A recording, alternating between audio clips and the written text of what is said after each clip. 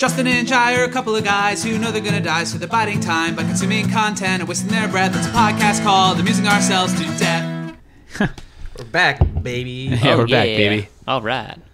I like the word baby. Like I like how like that's become kind of like a fun phrase just to say baby, like you know, infinite wise. But like I wish there was just another word instead of baby that we can kind of have Infant. Fun with. No, not even toddler. That. Wait, you don't like the word baby? I mean, it's a very loaded word, baby. You know, it has like an innocent, like, you know, infant meaning, but also can mean like, hey, baby, like a hot girl on the street. Yeah. So the fact that it's just like it's very context dependent makes it just a word that could become like just an issue if you're not careful. I feel like it's mocking that in almost a way. It's like taking the baby back. I want my baby back. Baby back. We're taking the word baby back. Ribs, barbecue sauce. So I'm just saying, if there's a replacement word for baby that can mean the same thing, we can still have fun with. I don't know. Language. I don't know if I think it'll organically disappear and then something else will come up. Probably. We can't anticipate these things. We can't control them. Or maybe people will just stop talking in the first place and we'll just start staring at each other and we'll know. That'd be interesting, just reading other people's faces. Mm-hmm. Oh, yeah. Just, yeah. Just what wiggle of an eyebrow. You know, we're moving past language and, you know, more into like emojis, kind of going back to like the Egyptians with the hieroglyphics. So what if there's a way just to kind of transmit these images? Like even we become so dependent on screens. What if we merge the biological with the technological? When you had like screens embedded onto our foreheads, and then we can just have an emoji of like a hot dog. And I don't have to let's say anything to the guy at Yako's. Just say there's a little emoticon of a hot dog on my forehead. He knows what I want. Yeah, because there's no. Well, would you have like Mustard, different toppings? Yeah, different ones for toppings. I feel like that'd take more time. Probably. But we seem like we're getting to the place where we kind of want to stop talking to each other. Yeah. Yeah. I feel like just get rid of that guy and just have a computer screen. Yeah, Fuck exactly. that guy. Yeah, fuck that guy. Just tap the emoji on the screen. Yeah, fuck that guy. I don't need him. Mm-hmm. It's true. We are getting to that point. I don't want to talk to people, but I feel like that's been a thing since I was born. That's not something that's been ingrained into me. Mm-hmm. Well, I mean, everything's been ingrained into me, but it's something I've felt for a long time. Not because like, oh, since I got a smartphone, I don't want to talk to people now. I've always had to, and I've always hated it. Right. And you can check yourself out at the store. Who needs to talk to a Right. cashier? Self-checkout lanes. Yeah. Mm-hmm.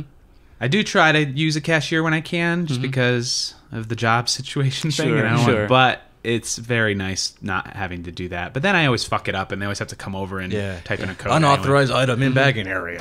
Yeah. Yeah, please wait. I'm like, no, I don't need it. I don't need assistance. Cancel. And then cancel. there's like some person like, yeah, whatever. Just hit a button and It is bagged. It is in the bag. Yeah, it is there. At Weiss, they always tell they tell you to like swipe your card first, like your rewards card or whatever. And I never do. I always wait till the end because I like to see the total disappear. Oh, yeah. I don't want to see it. Oh. Yeah, it's like You get that little release. it'd be like $52, and it goes to like $48. You've saved. Yeah, it's my favorite thing. It's like you did something right today. You know. Yeah, I did something right today. It's like even though we made bad decisions buying stuff, at least hey, we saved some money. So Yeah, exactly. I save money on these ruffles. I don't know. That'd be amazing if it was sarcastic back to you, though. It would see that you're doing it last and like, congratulations, you saved $4. Good job with your life. Yeah. Great job. Wow. Yeah. Have a good walk to your car. If you have one. Yeah. Have fun walking home. Yeah. So Welcome to Amusing Ourselves to Death. Welcome. It's a podcast about the art we love and the content we consume. All about that sweet content, baby. Sweet Ooh. content. My name's Justin Passano. I'm Jaya Peck, and we got a very special guest today. Yeah, if I'm at 6 o'clock, I've Yeah. been doing this lately. Yeah, you're at 6 o'clock. There's a person. I'm at 9 o'clock. You're at 9 o'clock. There's a person to our 12 o'clock right now. High noon or midnight, whichever way you want to look at it. Works both ways. He's a comedian. Could be your 24 o'clock. If 24 we're military. o'clock? Well, I guess there's not. It's just 00. 2400? 2400. Or just it's nothing, right? Is it just zero? Counting Military down? time? Oh. I don't know. Yeah, I don't think there's a 24 o'clock. He's in a military writer. time. Yeah. He's he hosts his own radio show. His name's JJ. Yay. Ellis. JJ Ellis That's in me. the house. Great to be here, guys. Thanks. Yeah. Thank you for coming by. My pleasure. Yeah. How you doing? Yeah, Doing good. okay? A thumbs up, yeah. Yeah, you have a good Thumbs- snow day. We just had a snow day in the Ooh. Lehigh Valley. Yeah, yesterday. it was very relaxing. Just didn't do anything Yeah. at all. It's nice to not do anything, and it's nice to have that excuse not to. Mm-hmm. I had people contacting me trying to get me to do things, Oh. and I It's like, have you seen the weather? Have you seen the roads? Yeah, The yeah. sidewalks? I can't go outside. yeah, I felt bad. Yeah, I don't know. My friend Chris, he's like, "Oh, let's do something, and it's like it's gonna snow. I gotta stay in, Yeah. and he still went out. It could and, get really bad. We'd be trapped somewhere. It's Not safe. Yeah, exactly. Imagine how almost kind of fun that would be, just be trapped somewhere. Maybe? Maybe. I mean, it really would depend. You'd have to be more specific. Yeah. Like, just trapped isn't enough for me to be fun. It doesn't sound voluntary, and yeah, it depends where you are. Yeah. If I'm trapped at home and I have like everything I need, I'm thinking great. like trapped in like an arcade or something. Oh, like that'd that, be you know. awful. No quarters, though. Yeah, no quarters. The power's out. You know how many germs are in those places? Nobody's washing their hands touching those machines. It's like a fun place to be trapped in. The machines are so loud you can't find the outlet. Yeah. Yeah, an Yeah. arcade being trapped. Yeah. As a kid, though. As a Oh, kid, yeah. yeah. I used to fantasize about being trapped in a toy store. You play with all the toys. I think there was specifically a Rugrats episode where they got trapped. Probably. I think the store closed, and then like I remember they like found a big Reptar doll. Oh, okay. And it was like walking around. I don't know. They got into a bunch of antics, and I was like, oh, that'd be great to be trapped in a toy store. So cat and mouse games or reptile games, you know, all those aisles and all those secret compartments and like the storage rooms and the checkout lanes. A lot Yeah. of places to hide. Oh yeah, Especially playing as a hide-and-seek. kid? Yeah, yeah, and you're smaller. You could fit into smaller areas. Mm-hmm. Have either of you ever been trapped? Say, well, I'll open up to it in an emotional sense as well as physical. Oh, wow, okay. Now we're getting deep here. Who are you guys? Yeah. Are we good? Yeah. Oh, tell me about your parents. They still around? No, I'm so alone. Got him. This is ratings gold, by the way. You're welcome. Yeah.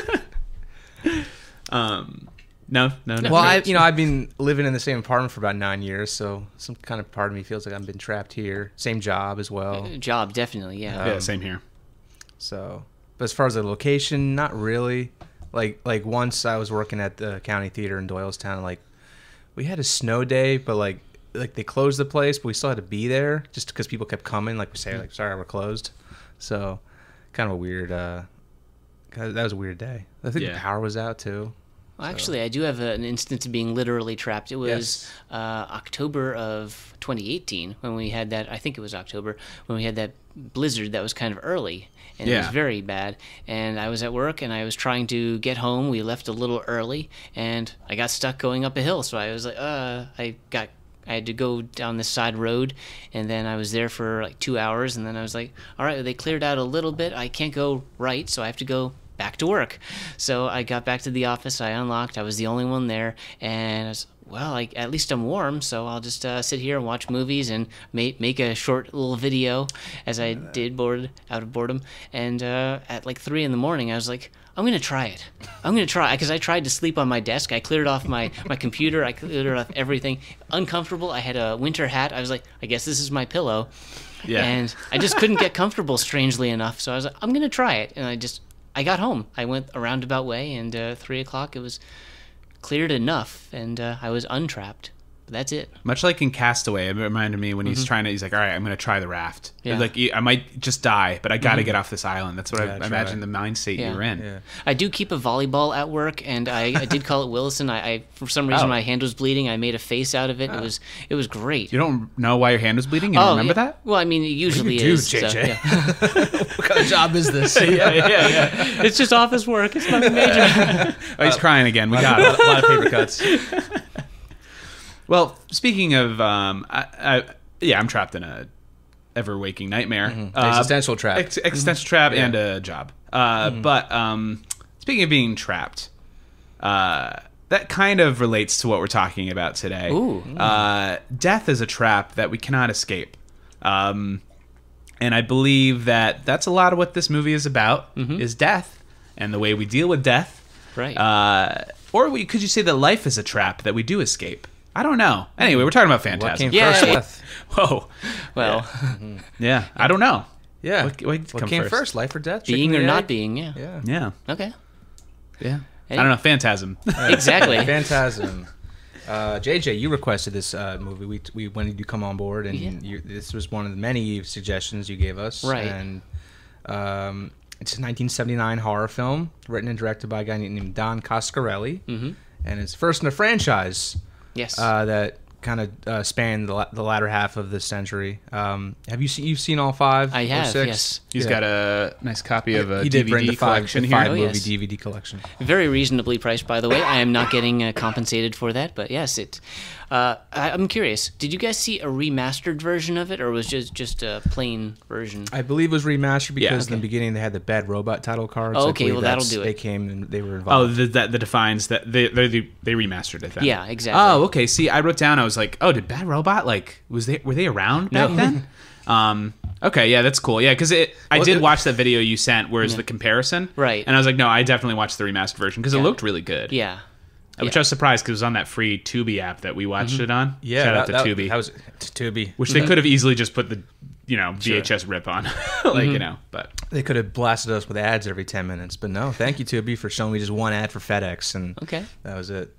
So I got a few ads. before we go, do you want to? Before we open it up, okay, let's crack open Phantasm. JJ, what kind of seltzer? You brought your own seltzer. I did. Deer Park, it's not my own, it's not my brand, but Deer Park, it's orange. And yeah. I like that you got a bunch of nice orange slices on the label, the artwork of the can. I got a Weggy's Blackberry Tangerine. Ooh. We're both doing that. Yeah, the Okay. sparkling water, calorie free. Calorie free. Ready? Okay, here we go. All right. Oh, And yeah. there we go. The sweet fizz. Sweet fizz. And we've officially opened Phantasm. Ah, yeah. Tastes so good. Mm-hmm. The Blackberry and Tangerine, wow. It's a nice medley on my tongue. Yeah, it's almost like reminiscent of like a woman wearing like a lavender dress who drags you into a cemetery to have sex. A little bit, yeah, I imagine. Yeah, a little bit, I guess. I mean, maybe down to the color. Mm-hmm. I don't know if she's so much can-shaped. Or opens and has liquid inside that you... Let's just say Moving on. we got a very ECU of her cans. Yeah. So yeah, we mentioned that this movie spawned a bunch of sequels. I did not realize how popular this movie was, or that one came out so recently as like 2016. Right. And I had seen this before. Mm-hmm. I don't know. I really enjoyed this. And I was looking up a little thing about it. Apparently, this movie is very popular with teenage boys, specifically like ages 8 to 13. I guess. Yeah, it's a very teenage boy movie. People say. Right. Would you agree? I after the fact, I can see that. Seeing it again and reading about it, I got a lot more context from it and just a little bit of a different perspective. But I think I was about 19 or 20 when I first saw it, so I was a bit beyond that initial targeted range. But I took it at face value the first time I saw it. I was like, "Oh, creepy dreams, whatever." I never interpreted it as a straightforward horror movie, as some people say. And the tall man being scary, I could see him being creepy and very iconic. But I always think of it more as a science fiction movie. Yeah. And with the flying pinballs and the alternate dimensions, the evil Jawas. Yeah, exactly, and a lot of that gets explored further in the sequels, very much so. A lot of lore. Just they visit that planet or that area we got a glimpse of. Well, they don't spend too much time in that. It's more the process of the tall man's origins and all that, and we can briefly touch on some of that and that. But I think the interesting thing about the first one, I gave you guys a big list. I wanted something that was, well, Justin, you said you saw it a long time ago. Maybe. A couple years ago. Okay. Really not that long. It was. For some reason I didn't remember a lot of it, so it was nice going back to it. Well, that's why I'm always interested in like someone's first reaction to something like this, because if you have a preconceived notion, well, maybe whatever. But yeah, just 24 hours ago you saw it theoretically, and it's fresh in your minds. So I really am intrigued by it because it's so low budget and. Coscarelli had to do so much by himself, like shoot it himself, edit it, direct it. You can tell that they were like shooting around like some scenes maybe they didn't have footage of, or they didn't have like dialogue playing, like just over like shots of like the funeral home, and But I really did it like for independent film. I mean, I think they really did pull it off. The special effects at the time were pretty groundbreaking. Some of the set designs are really cool. And, I mean, you could tell like they were kind of minimal, but they were effective. Like the White Room was really cool. That was gorgeous. I don't know. That was great. You don't need to spend a ton of money to like get like the effect you want. I don't know. It was cool the way they worked that out. I'm sure most of the budget was spent on the ice cream truck. It must be. Yeah, I mean, you got to rent Those that things, thing. they have like hourly rates. You know. Yeah, and you got to was shoot your quickly budget. because it's full of ice cream. Right. The real ice cream guy's waiting like No, off camera. that does save on food for your cast and crew. Yeah. So It's true. That's Craft your service craft is nice. services right Craft there. services, yeah. I saw it was shot. It was like some 20-hour days shooting this movie. So I Shooting mean, all you need ice cream. weekends. Yeah, Yeah. I just think as content creators yourselves and well, to a lesser extent myself, just the limitations that was imposed upon them, and just the extent that they went, like as you said, weekends just shooting with friends and what have you. I think that's very I don't know, relatable and admirable, and I just was impressed by it. Yeah, I'm gonna do it. Like let's just do it to do make a it. movie. You know? Yeah, you're not really beholden to anybody. Right. We just did an episode on Top Gun, which would have come out before this, but in that movie, like the Navy, like it felt like there were so many people involved in the production Right. of So that many movie. people like being counters and just like, yes, Yeah. no, you can't do this. This action would portray us this way. Right. You got big movie star egos on set. Yeah, and I think you get that with any kind of blockbuster, and like so. But I see, like I don't know, the movie felt very personal and very like I don't know, very much his own vision. Yeah, I mean, once they got the budget, apparently it came from like their family, the Cosgrove's family, but also like they raised money through like doctors and lawyers and dentists, and then So what we did before Kickstarter, Right, GoFundMe, you go to a doctor and you say, "Give me some money." That's still like a viable practice for raising money for independent films. You could have these kind of professionals that just like have money to kill and They invest. They just invest in things, and you got to give them like a big prospectus and like this is how it's gonna make money. You got to be a little more serious about it, but it's still that's an option I've heard explored that I don't really have like the I feel like anything like any kind of big budget thing I would try to attempt, it'd be like just like so no one would really want to put money into it. Not to say that it's like I have these like ideas that are too wild to be contained, but still I don't know. It seems like it would almost, you have those people involved and they might question some of your methods. So not only being told what to do, God damn it. Yeah, I get that. But at the same time, they're probably not going to give you that much creative input because they're like, "Hey, we're just the money guys. Put my son in one scene." Okay, fine. Yeah, I mean, maybe some little concessions. Yeah. It's not like we'll change the ending. Right. You have third act problems. Yeah, you have third act problems. Also, you've got a cavity back here. We got to take care of. All right, okay. Oh. Sure. Yeah. So when you saw this movie, did you immediately were like, "Oh, this is great. I have to go buy this on DVD." Like, were you all in it?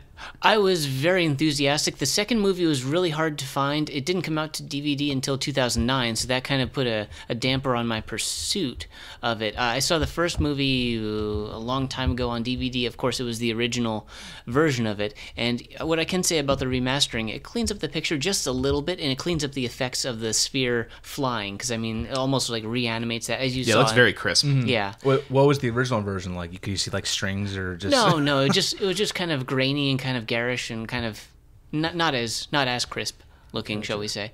But then I think maybe in 2009, or maybe I saw it on TV, but it was a while ago, 10, 11 years ago, maybe, that I finally saw the second one. Then I saw the third and fourth, and then fifth eventually years later. But yeah, and then I don't know. I just really I was working at Blockbuster Video a long time ago. Oh, and you must have some tales from Blockbuster. Well, you could say that, impart on yeah. us. Yeah, a lot of my movies over the years were watched there, shall we say. And I think maybe right the first year when I worked there, I must have grabbed the DVD and saw that. And I don't think I skipped the second one and saw the third or anything, but there was a little bit of a delay. But Yeah. so as soon as I could see them sequentially, then I absolutely did again. And what I can say, the second movie has studio backing, a bigger budget. It's like the feel of a Sam Raimi film.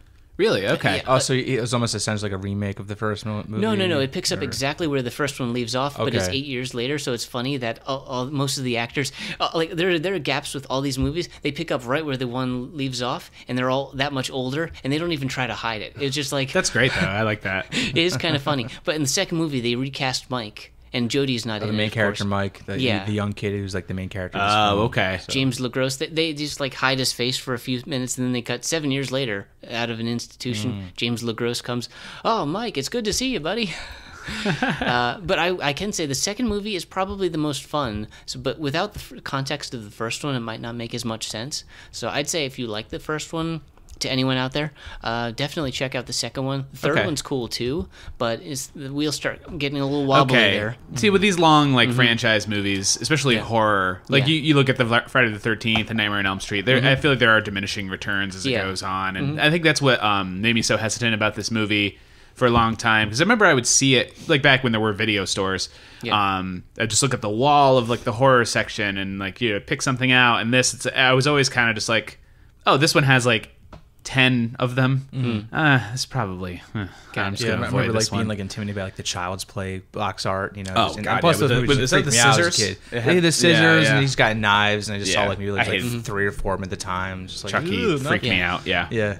Puppet Master did it for me. I saw those on TV, and I actually have all the collections. The first 3 remastered, and the 9-10 movie collection for like $5 somewhere.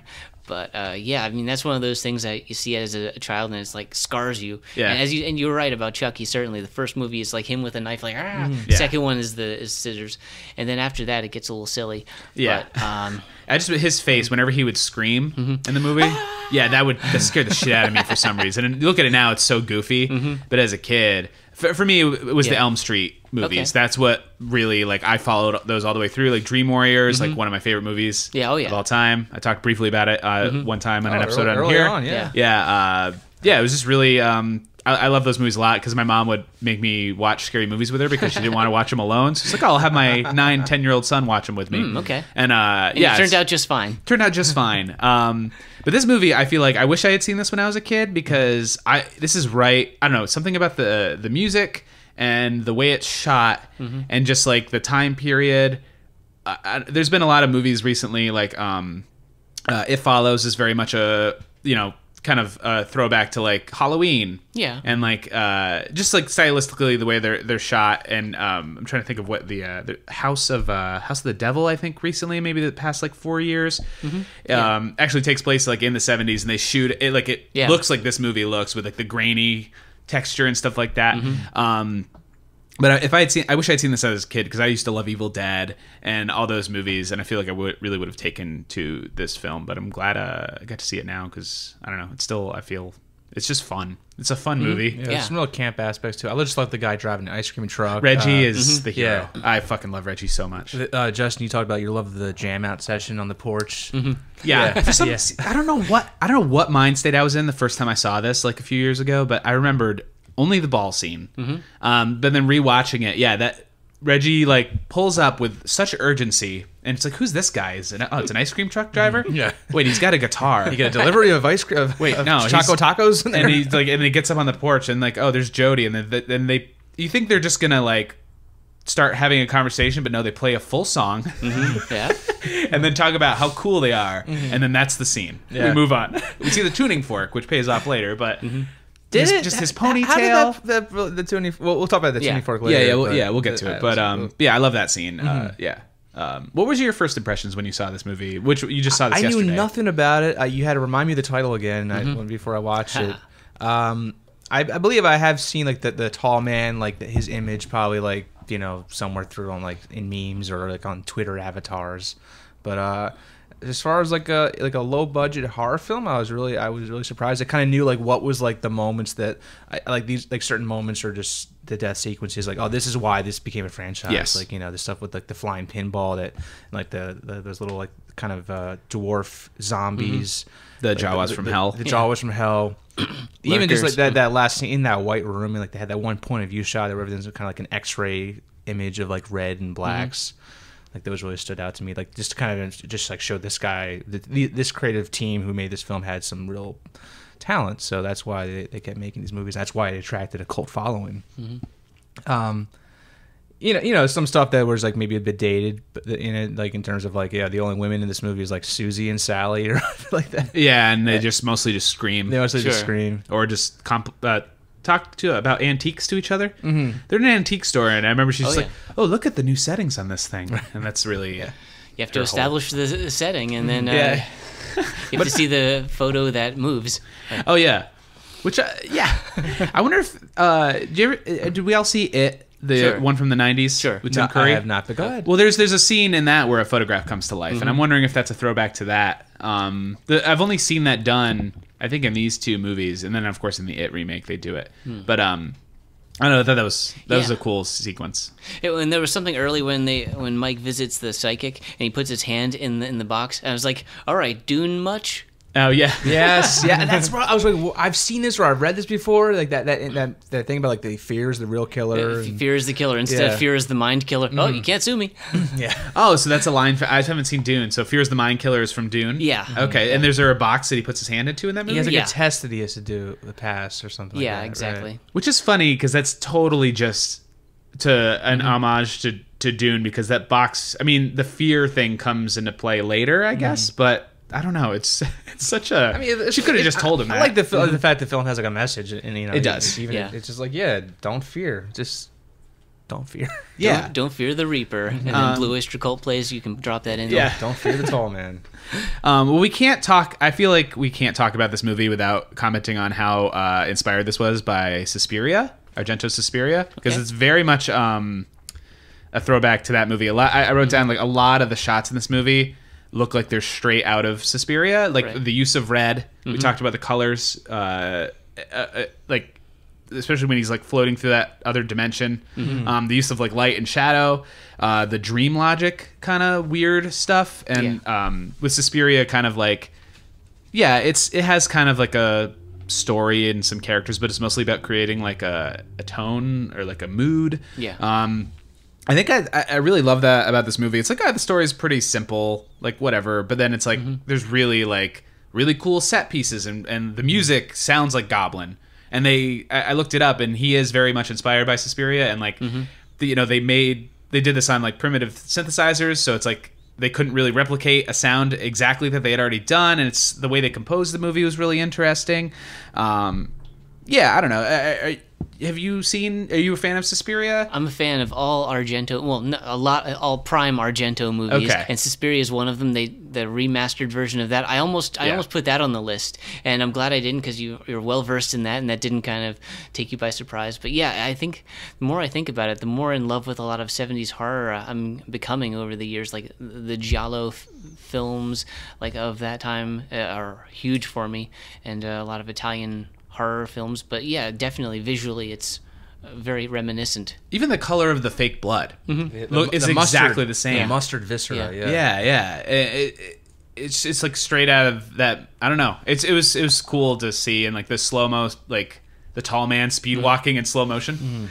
Yeah, 70s horror blood is like just paint. It looks like paint. It's just paint. Yeah, I don't know, but it was effective. I love the fountain coming out of his head when it's drilling into him. When that guy first died, and like I think there was red blood coming out of his eye. Yeah. And then he falls down, and I saw like a puddle of like yellow liquid. I was like, I thought they're doing like a realism. Like, yeah, you piss yourself. That's what I thought it was. Yeah. But I thought it was like the yellow blood. Well, Or it was like kind of like a foreshadow of that. But that really was just like bodily fluids leaving the body. I believe it's that case, because you know, with other characters it's very clear yellow blood. So that's right. Yeah, because he was human, but he was. But then the tall man is obviously like some interdimensional alien or something. Yeah.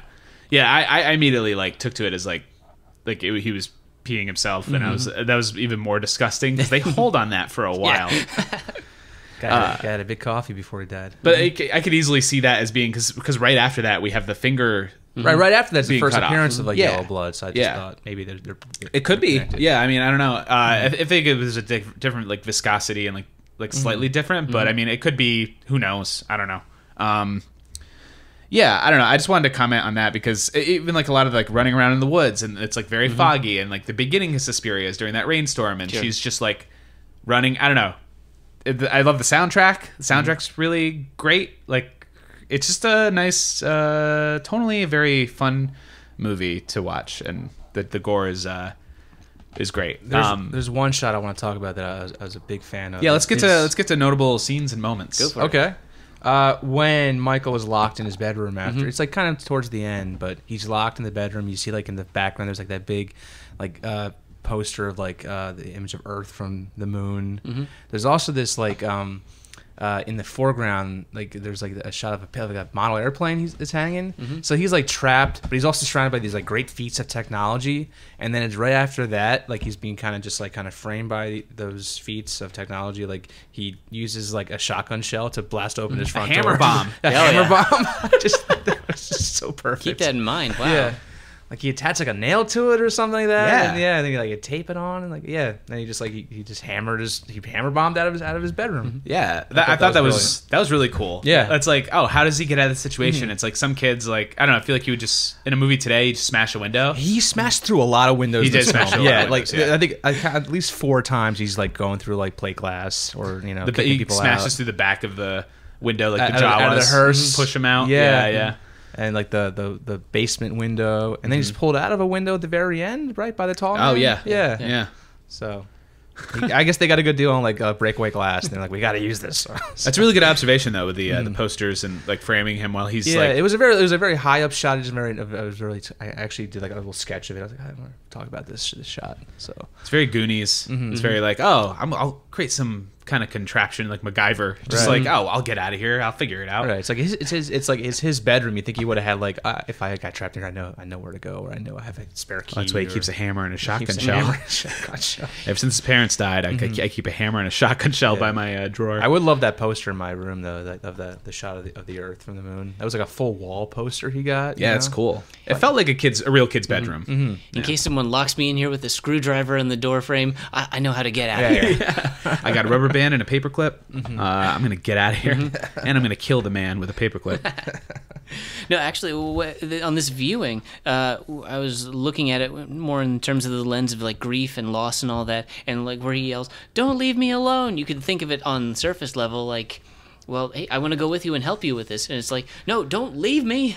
Yeah, And it's like the earlier scenes where Mike's running after Jody, following him all sorts. I was watching it with this lens this time. Yeah, well, he just lost his parents 2 years ago, and then his older brother's just thinking of sending him off with his aunt, and Jody just seems like I don't know, he doesn't really have a lot going on, so he's like, oh, I'm just gonna hit the road and leave. So we'll take your little brother with you. I don't know, like you're the only family he's got left, like I don't know, Jody.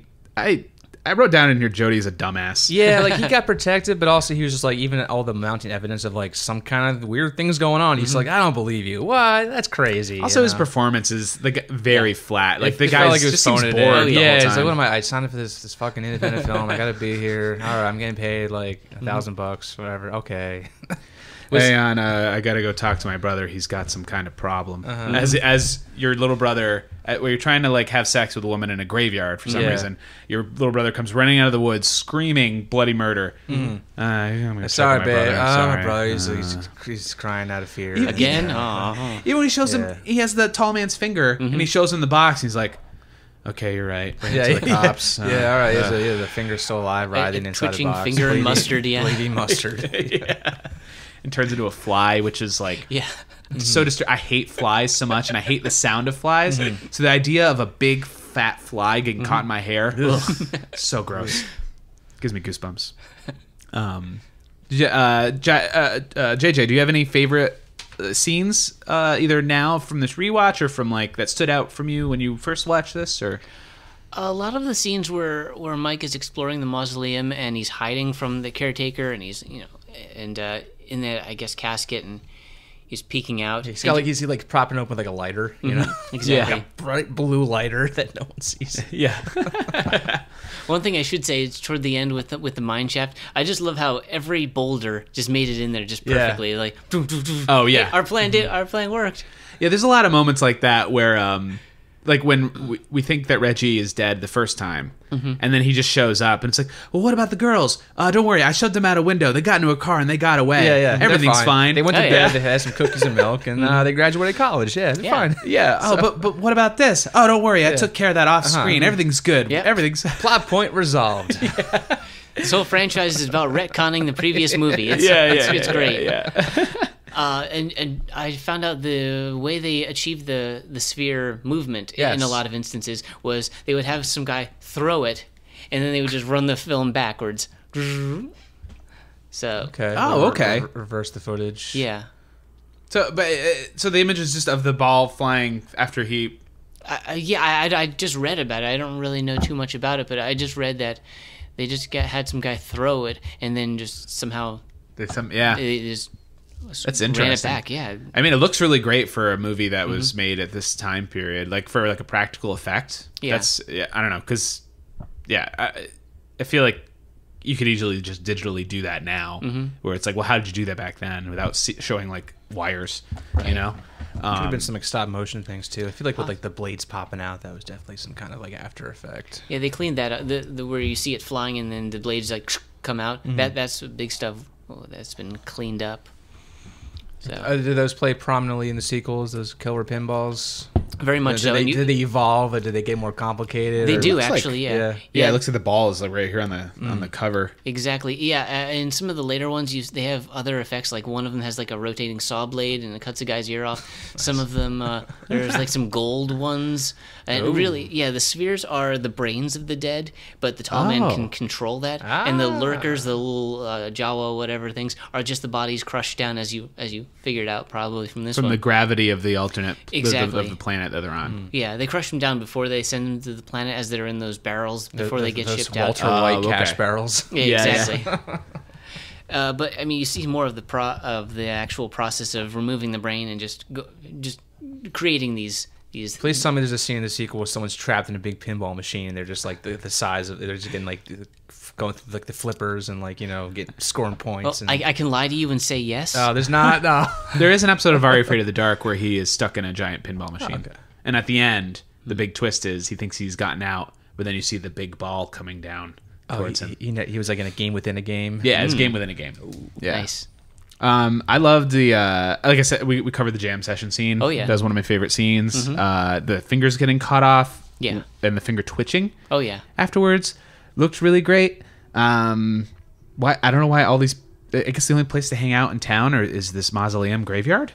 Because it seems like that's where everybody goes to have sex. There's also a bar, but that bartender is just kind of like he doesn't seem very like someone you want to hang out with. Yeah. So I mean, he's got a great bow tie though. Yeah, he does. Him and Reggie could compete in a bow tie competition. And the ice cream comes to you. So what else do you need in a small town? Yeah, absolutely. Yeah. Yeah. Yeah, you don't even have to leave the house. Yeah, you got that psychic, that grandmother who's just like, her granddaughter works for her, and sounds like a very weird scene. Yeah. The grandmother doesn't talk at all. She's very stoic, and then at the end, that laugh. Yeah, she can hear you.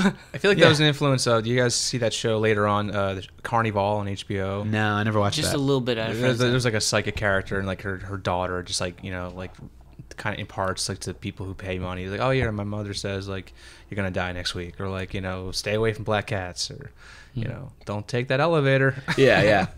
So yeah, my grandmother has like all this power, and like, but only I can translate it. Yeah, and then that laugh she gives like after Michael leaves, that kind of like sends some shivers down my spine. Yeah, I love that whole scene with the box, and it's just like a big like one of those finger traps. But yeah, it's like, oh no, it's just a reflection, or a mirror. It's all in your mind. And I love the moment that he tips her.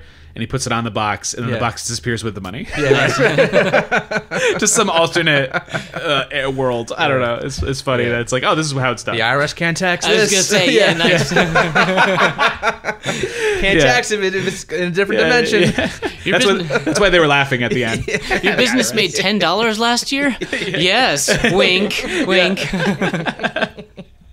That was a great scene. I also loved the after Mike has the dream about the tall man getting him for the first time, which at first I was like, is he possessed now?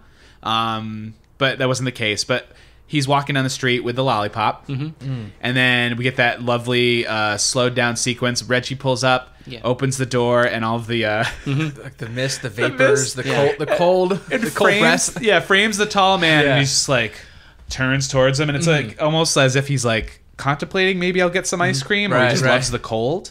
I don't know, but I love it's a very like, oh, we're not going to get any dry ice and create like a thing. We're just going to stage this ice cream truck in front of him. And it almost makes you wonder like what came first, like that image, and then like, oh, how do we get that image, but like not have it take place like in a spooky graveyard, on a normal street. That's scarier to me because everybody's around, right? There's commerce happening around us. There's commerce happening around us. Yeah, so Well, what I wonder is if this was in mind when they did that scene, or if they just thought, "Hey, this would be a cool shot. Let's make it." But it's revealed that the tall man hates the cold because of that planet being so hot. Oh, so okay. yeah, he was like, "I hate this. I don't know what's going on," and then he just walks by. I thought he maybe just sensed Michael because he doesn't really look at him, Right? But that's a good explanation. That's how I interpreted it the first time too. Then after going down the okay, maybe they thought later, hey, let's just make him hate the cold. Yeah, why not? Yeah. But I just like the look on Mike's face when he realizes, like, oh my god, that's the man from my dream. It's just a nice sequence, and I loved how they slowed it down a little bit, and just the speed walking in slow motion. The tall man, Tall just guy walking. with that tight black suit on. It's unsettling. Yeah. Did you have any other? Just things just in terms of like images, like you have sex in a graveyard, sex, a creation that makes life, surrounded by death. Thought that was a nice touch. Again, all the men sound very bored. Yeah. While having sex. Even their friend. What was the name of their friend who died and comes back? I think it's Jeff. Yeah, I think it was Jeff. Yeah. Oh, the guy with the goatee in the beginning. Yeah. Oh yeah, baby. Yeah, do it. Yeah. And just stabs him. That was great. That was great. Yeah. I'd rather watch underacting than overacting, though. That's just me. That's.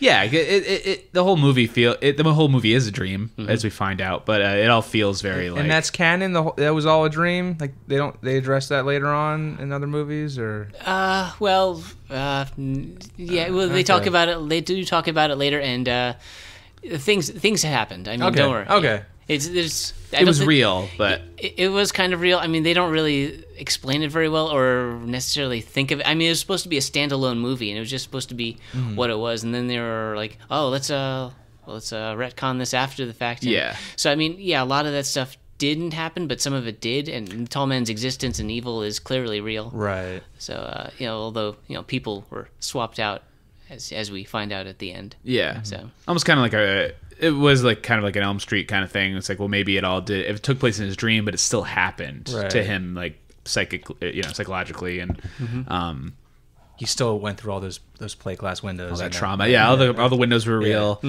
That one shot of where they pull up on the car and it's tipped over on its side. And there's that light kind of behind the car because you have the light from the headlights, but then there's like that. I don't know. You see it, and it reminds me of like the movie poster of The Thing, where there's the guy like standing there, and there's that like kind of splatter of light. Yeah, kind of. They're trying to mimic like moonlight, but like it's too strong for moonlight. Right. I don't know. I just love that effect. Yeah, it really. He's like he's backlit, basically. Backlit. Yeah. But just the idea of just driving along at night, and then you just see a car tipped over and nobody's around, and it's like, oh, what's going on? There was. I don't know. I don't want to go off on too far of a tangent here, but do you guys remember the cartoon special of The Far Side that aired in the 90s?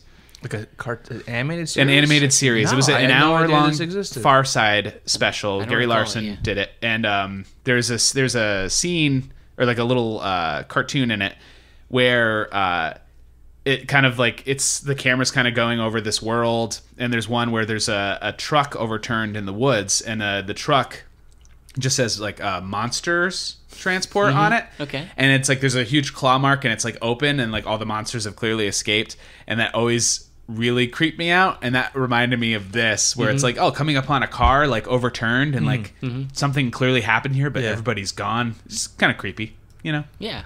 In the woods at night. The woods hold so many mysteries.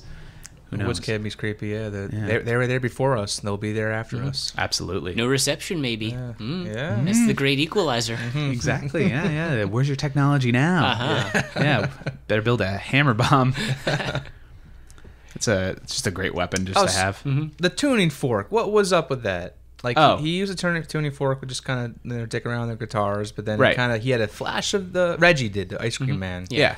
As he was kind of like he kind of got a glimpse of that portal. Yes. So what was up with that? Well, the two. Explain it to me. The way I understood it is the two poles. The portal's kept open by this frequency, like they're vibrating, and that's what made him think of it.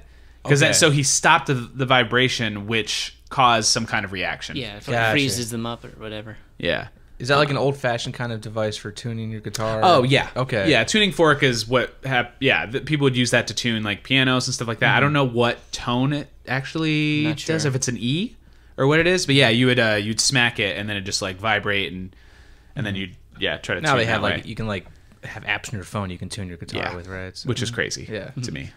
Or after a while you develop an ear for it, Right. and then If it's your like, oh, I musically kind of know what gifted. an E is, and then it's like as long as you get the E, you can tune everything else Yeah, to I that. had a tune. marching band instructor who had that ear, and we just played trumpet, and it's just like, all right, give me a C or D, and he's just like, pull out that slide a little more, put it back in. All right, you're good. Yeah. So it was very impressive to kind of watch him work like that. So Yeah. Or in my case, you never develop that ear, and you're like, I'm gonna trust you, but I don't know. I think you're gonna BSing me. Huh? Yeah. As a musician who I've played a lot live, it's nothing more frustrating than getting the tuning down on your guitar when you're trying to play. Because if one string slightly off, it's just very frustrating. You're self-conscious when you're tuning in front of dozens of people staring at you. Yeah, there's really nothing. Yeah. There's nothing that lessens that anxiety at all. Yeah, try to tell a joke, but also I'm trying to focus. And then you think you got it, and then you got to start over. Yeah. So You guys like shoes? They're pretty cool. I wear them. They protect your feet. Anybody else have any questions? A lot of varieties out there. we got a bachelorette party here. Oh, drop my fork. Best of luck. Yeah, best of luck, Mazel Tov. Yeah. Hope it lasts. Speaking of the tuning fork and Reggie, I love the that he's great at guitar in the dream, but then at the end when he's jamming by the fireplace and Mike, he's terrible. But like Michael looks up to him so much, and his brother, like that's why his brother, like he knows how to use a gun, and he pushes these boulders, and like and Reggie plays guitar, and it's like he looks up to these two men in his life so much that of course their dream versions of themselves are gonna be like cooler. Yeah. He's got some pretty terrible gun advice. Like, only aim to kill, and if you're not going to kill, don't even bother aiming. You know? No warning shots. No warning shots. Yeah, warning shots are bullshit. Yeah. There's no such thing as like intimidation or just like wounding somebody. You gotta aim it. You gotta aim to kill. Yeah, exactly. I was bummed Reggie died. Yeah, well, Yeah. you just have to wait 8 more years, and then you'll see him again. 9 more years. Can't wait. Does he still drive the ice cream truck, or did he? Is he Occasionally. running an ice cream franchise now? No, actually, it's more that Barracuda. He's more like, oh yeah, let me get a cool car and be cool. And be like the Bruce Campbell of the franchise, because we're gonna have to focus on this guy, and no Jody in the second one, so you can take some comfort in that. Oh, okay. So did they stick to that with he's dead? He died in a car accident? Yeah, but then he comes back sort of in the 3rd and 4th and 5th, whatever, Oh. because it's like he's a sphere, but he can occasionally take human form to talk to Mike for some reason. Same actor, or did they? Same recast? actor, yeah. Oh, okay. I like they couldn't keep Mike, who kept the worst actor. Yeah. Yeah, exactly. Reggie, and I thought he was great in this movie. The guy who played him. Yeah, Reggie Bannister. Yeah. Yeah, and even the kid Mike, I believed their performances. Like, I don't know, something about it. I think I don't know if it's just maybe because like sided up with like the guy who played Jody's performance. Yeah. I was like, oh wow, it's a low budget horror movie, independent movie, but like clearly they're not phoning it in. No. Like it just felt real, and like that moment he has with Mike at the end where he's like, I'll never be your older brother, but damn it, I'm gonna try. All right. Like, I love the last line of the movie. It's like, all right, we hit the road at dawn. Just like, and then he's just like playing and wearing the flannel. I don't know. It's great. It's just a great shot. I love that character. I think there's a reason that Reggie Bannister and Angus Scrimm, aka the Tall Man, were the ones who really got work after these movies. They were the ones who appeared even in small parts, but in other horror movies over the years, while pretty much the rest, not so much. Yeah, when you have a face like that, that certain height, you're gonna get cast in a lot of things. And it's really cool with the Tall Man, as he's relatively young in this movie compared to in the others. He's like 89 in the last one. Oh, so they kind of aged him up a bit. Well, he just looked like that. He ages that himself up. Okay. Let's put it that. That's commitment. Yeah. That is commitment. No, by the third one, I think his age really adds something to the character. Like, oh wow, this guy is really creepy looking, but he's also still really cool looking. Like really grows into the character. Okay, yeah, you could say that. There were, I guess there were like multiple endings to this movie. There's like several endings because it tested really poorly the first time. Sure. Because apparently it was way longer. Mm-hmm. Is that true? From what I've heard, yeah, they had to they just pared it back, and I think they if it was this one that they pared back on some of the character development that I guess maybe the test audiences didn't like with some of the characters. They're just like, hey, let's have it a little more lean, but still have it be all over the place. Yeah. So I guess there is some value to these test screenings. Yeah. Sometimes. I've always wanted to be in a test screening. I was once like asked. I was at a mall or something with my parents. Like we got asked to like watch some like movie trailers. Okay. I believe the only one I remember was it was a Chris Farley movie. And David Spade, Black Sheep. That's a movie. Yeah, That's a movie. Yeah, we saw a trailer for that and Cabin Boy with Chris Elliott. Yeah. So we watched those trailers and then just had to like give our opinions on them. But I think I was maybe either two, I remember watching them, but I think I was just like I wasn't old enough to answer the questions. I was just with my mom or my dad, and I guess they gave their opinions and altered the course of film history or film marketing at least. So Black Sheep could have been as good as Tommy Boy, but Could have been, because of yeah. that feedback, it Right. just threw it off course. Black Sheep was a little bit of a letdown compared to Tommy Boy. Tommy Boy came first, right? Yeah. Yeah. So I could just imagine. I've never met your parents, Jai, but Yeah. I could just imagine their feedback like, can you make it less funny? yeah, can you make it more about Israel? No. Cut that out. Okay. I wasn't here for that. Yeah. No, they're not big. I see good movies in my parents. Not a whole lot, you know. We saw Uncut Gems Christmas Day, so yeah. And you saw The Irishman with your my your dad. pop. Yeah. It's but we're not like they're not really big in a genre or like sci-fi or horror films. Like I don't think I've ever watched a horror film with my parents before. Right. So, yeah. I was in So the same, I'm the one that had to find out like what's good and what's not. I'm all on my own. Exactly. So, Same boat. I mean, I'm Yeah. an only child and raised by my grandmother, basically. So it was one of those things where it was on TV. I would gravitate towards certain things. Like Friday the 13th would be like one big franchise for me because I would see all those sequels all the time on TV. And then you'd have like Smurfs on the other channel. So if you're really young, like, just watching Smurfs. Oh, yeah. Yeah, that back button. Exactly.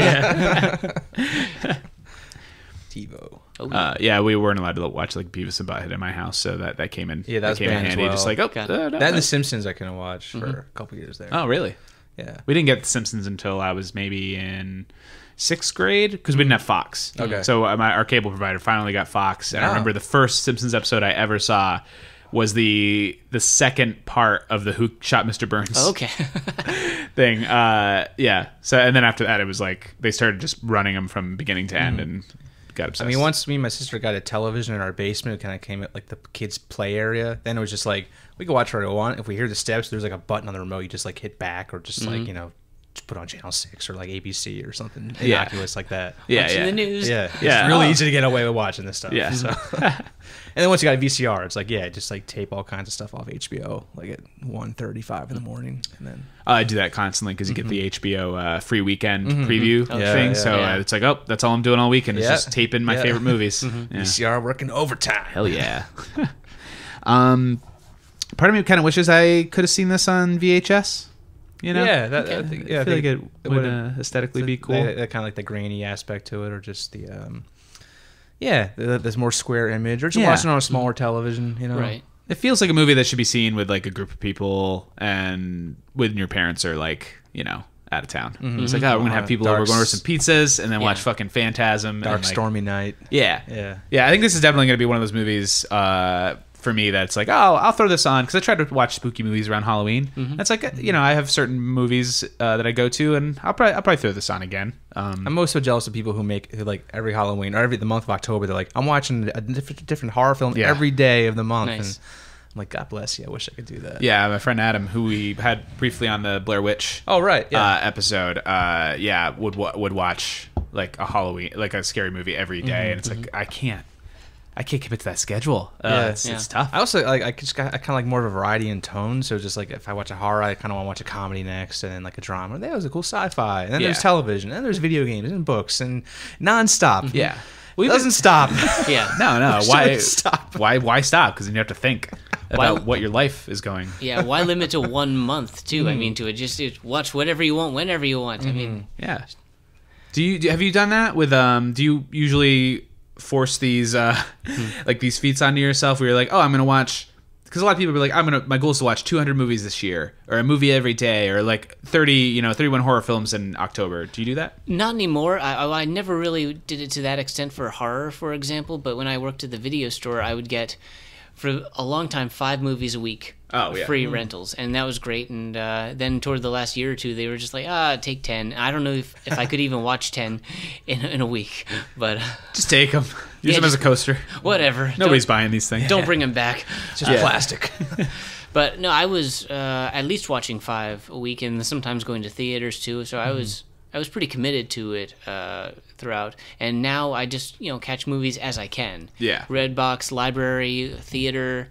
Sometimes YouTube, what have you. But yeah, I don't necessarily force myself to watch stuff, because I'm also one to collect a lot of TV shows on DVD, and working my way through a lot of them because I have a stack on my desk, and I'm like, all right, I gotta try to see as much of this as I can. Yeah. And even like during lunch at work, I'm just like, all right, gotta get a half hour in. It's almost a burden, but I love it. It is, yeah. I think we all got those stacks. I got a stack of comics by my bed that I've been collecting dust. I got to get through this stack. I take stacks out of movies and books, then it's like, okay, this is what I'm going to read this year, and then I slowly just like, okay, what am I doing? I put them back on the shelf. I'll read whatever makes sense next. I can't. I want to try to commit to a whole year. Like, okay, I'm going to read this book and this book, and then this is thematically attached on that book, and then this movie, and just try to put like a whole like 12-month media schedule, and it just failed after like a day or two.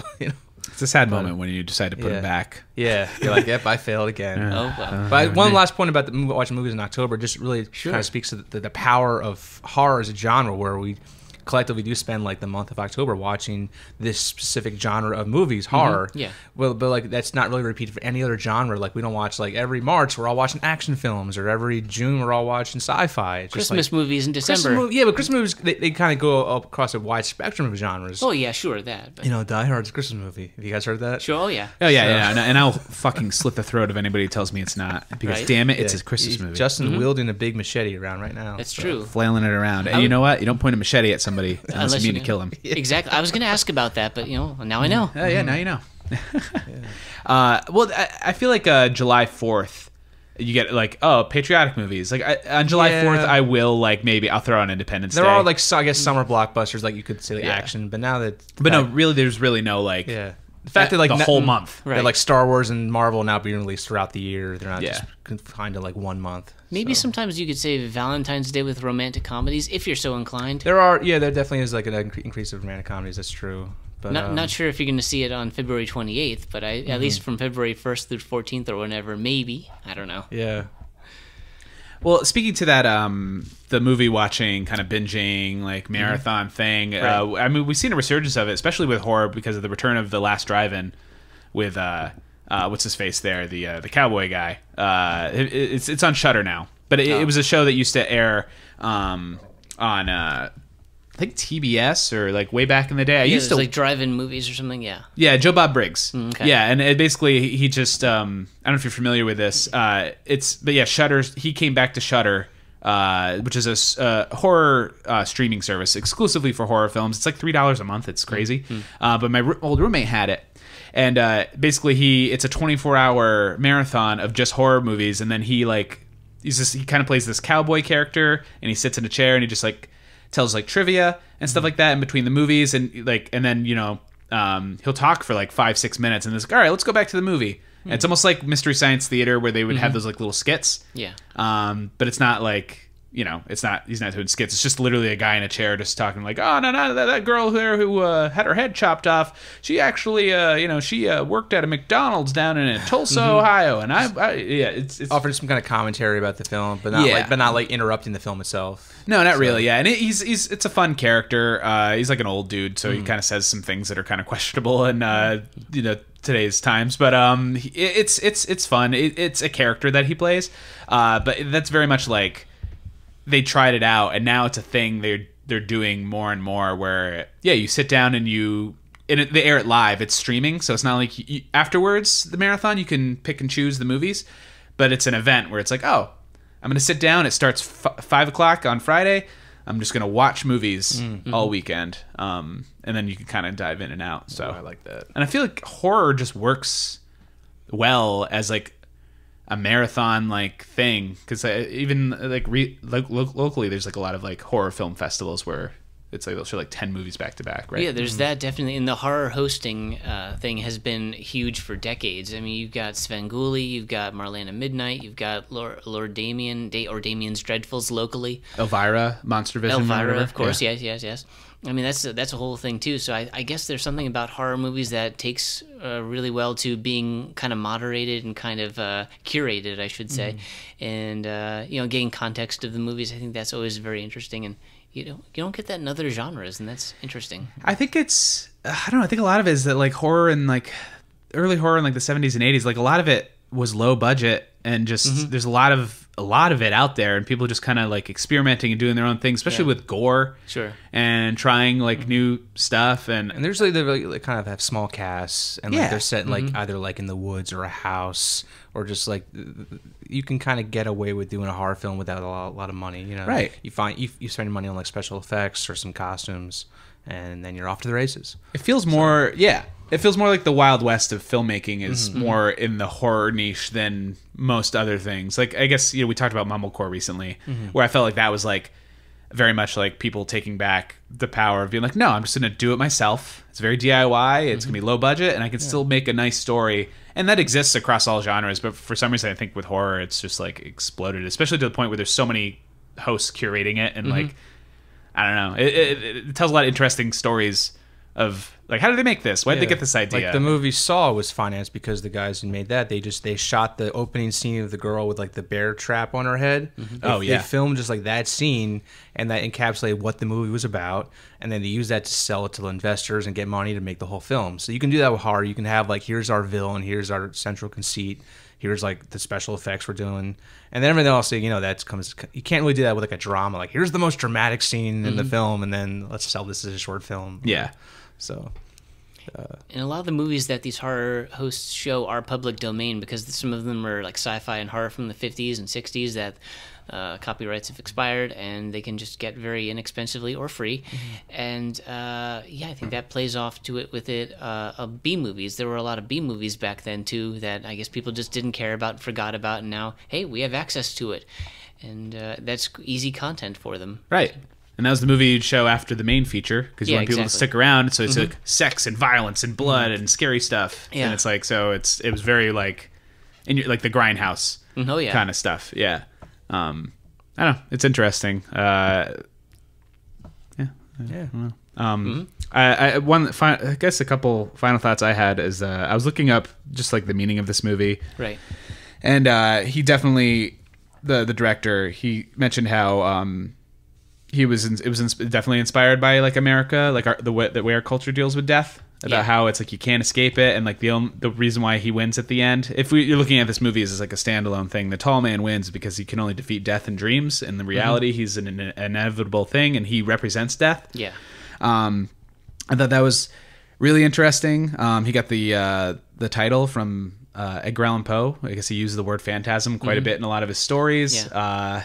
Captain Phasma from the McClunky is inspired by this movie. That's J.J. Abrams took Phantasm. That was a bit of I've read that quote. He's just like, she had a lot of chrome. I just remember that movie with the pinball, and like there's been a lot of stuff with chrome over the years. Yeah, I mean it's glad that you can't. I mean, you could have just named her Captain Phantasm, but you didn't want to go that route. So Captain Chrome. Why not Captain Chrome? Captain Phantasmic.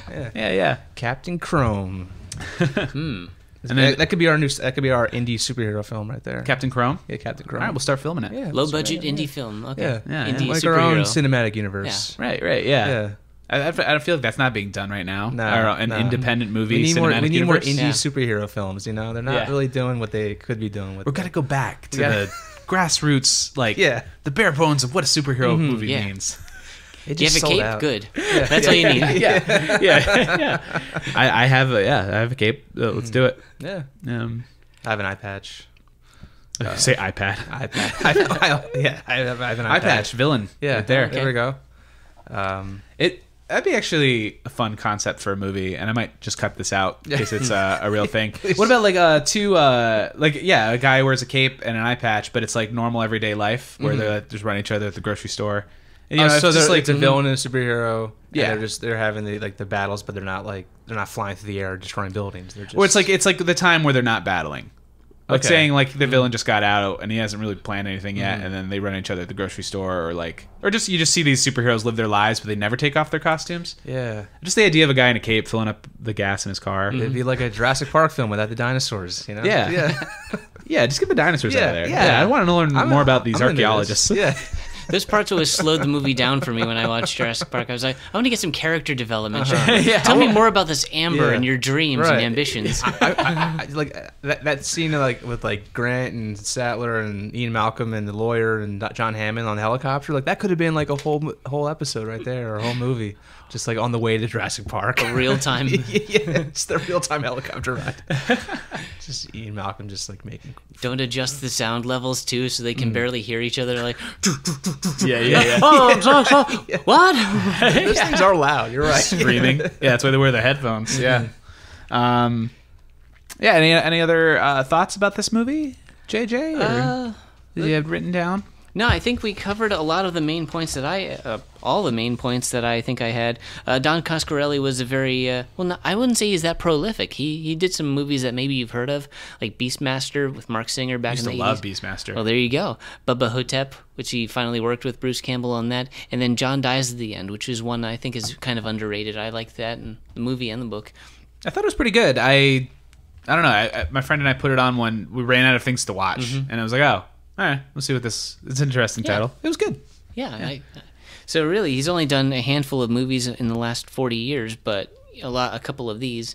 But his impact has been felt, and maybe we can take something from that in terms of have something with a low ambition and resources, and then just it launches something. Yeah. So take inspiration from it. I'm just gonna be inspired to always carry around a shotgun shell and a hammer just in case I get trapped in a room somewhere. Well, just do it. That's what I'm taking away from this movie. Yeah. Okay. So All right, good. I'm always going to carry my guitar on my back, and when I drive my ice cream truck, I want that job. I think I'm just going to be an ice cream truck driver. Justin, you should quit your job and get a job as an ice cream truck driver. I just got to get a truck, Yeah. a cooling truck, Yeah. and then I would make a killing. Yeah, you just got to get product and just go around neighborhoods and sing that. Put that little tune on. I'll leave it on all the jingle. time, even when I'm driving through the woods Right. at night. Write an original song, pretty lousy, and just Yeah. You know what you should do is like the fact that like most ice cream trucks don't really have they don't really drive around during the winter time. So you should get the winter market and sell like hot desserts, Hot cream. yeah, hot chocolates, Hot and- cream, hot pie. yeah, hot pies, Yeah. Why not? That's not a bad idea. I'll cut this out too, so nobody steals it. don't touch the truck. It's hot. It's just an oven. Yeah. Kids are just stealing All the pies jingles off of are my, like original songs you write. Yeah. So you're also promoting your music. So It's a win-win. There's no way this could fail.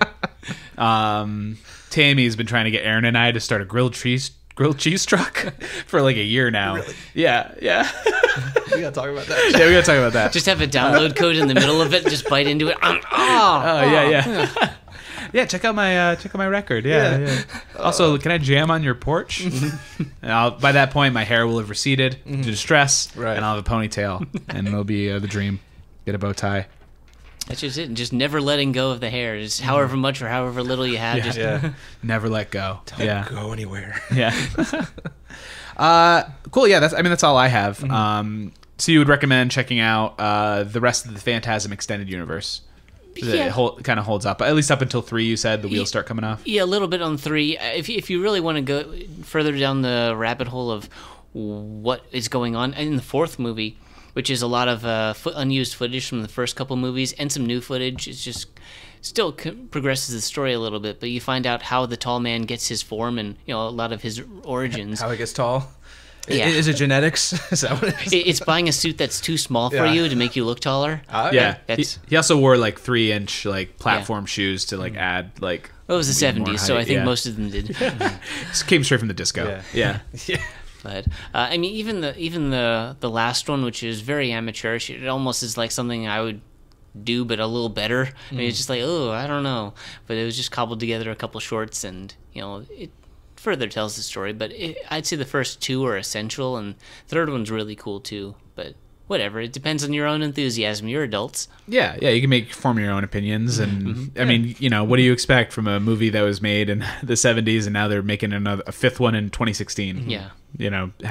Set your expectations at your desired level. There's only so much lemonade you can get out of that lemon, It's true. But you know what? That might be the worst metaphor I've ever said. Squeezing the lemon. There's only so much lemonade you can get out of that lemon. All the sugar that's pre-mixed. Yeah. I don't add any sugar to my lemonade. All the lemonade, it's the pure lemonade that comes out of the lemon.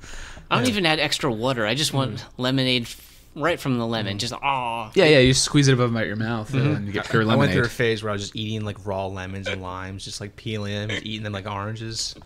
Is this why you're on your birthright trip? No, this was just like in middle school. Oh, okay. High school. It was just like, I was eating like jars of hot peppers all the time. Just like entire jars of like banana peppers. Is it like a self-immolation type thing? I don't know. I think I built up it like I rarely get like stomach issues, so maybe I just like kind of built up. Fried it, do all the acid. I upped my stats on my tolerance, my stomach armor. Or whatever. So. Yeah, I feel like my dad would leave meat out for days at a time, and we'd eat it as leftovers. So I feel like now getting food poisoning is, I don't know if that builds up a tolerance or not. Could be, yeah. Doesn't kill you, makes you stronger. Yeah. Thanks. Hey.